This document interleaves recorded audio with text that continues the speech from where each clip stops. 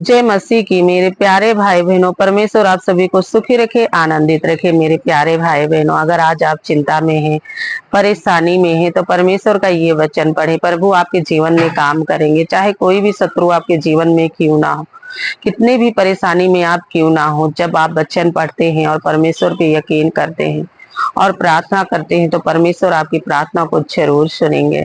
वचन में भी लिखा है, भजन संहिता 12 अध्याय, हे परमेश्वर बचा ले, क्योंकि एक भी भक्त नहीं रहा। मनुष्य में से विश्वास योग लोग मर मिटे हैं। प्रत्येक मनुष्य अपने पड़ोसी से झूठी बातें कहता है। वो चापलूसी के होठों से दो रंगी बातें करते हैं।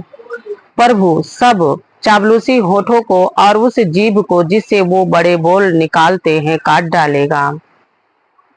वो कहते हैं, हम अपने जीभ ही से जीतेंगे, हमारा होठ हमारे ही वश में है। हमारा प्रभु कौन है? दीन लोगों को लूट जाना और दरिद्रों के कराहने के कारण परमेश्वर कहते हैं, अब मैं उठूंगा। जिस पर वो पुकारते हैं उसे मैं चैन विभम दूंगा। परमेश्वर का वचन पवित्र है, उस चांदी के समान जो भट्ठी में मिट्टी पर ताई गई और 7 बार निर्मल की गई है।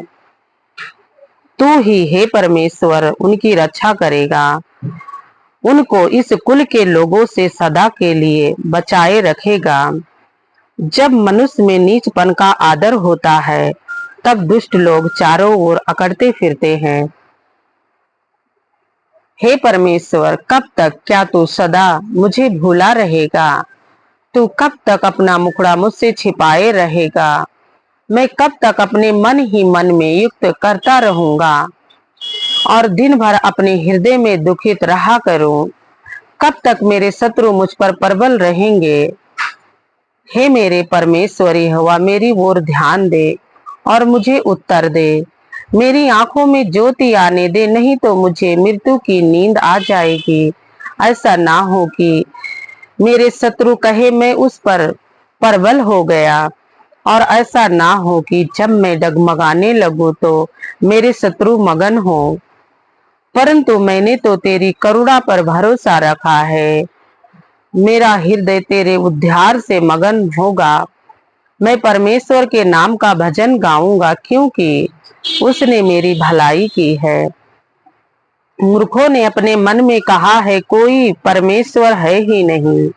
वो बिगड़ गए, उन्होंने घिनौने काम किए हैं, कोई शक में नहीं।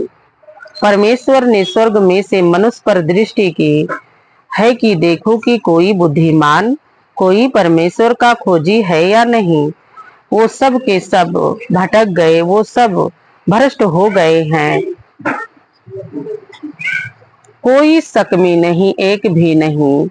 क्या किसी अनाथकारियों को कुछ भी ज्ञान नहीं रहता, जो मेरे लोगों को ऐसे खा जाते हैं जैसे रोटी, और परमेश्वर का नाम नहीं लेते? वो वहां उन पर भय छा गया, क्योंकि परमेश्वर धर्मी लोगों के बीच में निरंतर रहता है।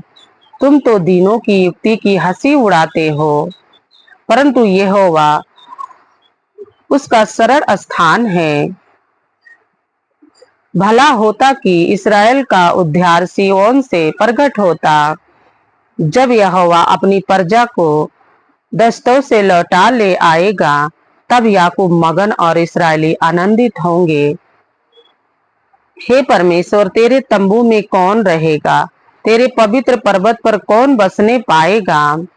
वो जो खराई से चलते और धर्म के काम करते हैं और हृदय से सच बोलते हैं, जो अपनी जीभ से निंदा नहीं करते और न अपने मित्र की बुराई करते हैं और न अपने पड़ोसी की निंदा सुनते हैं।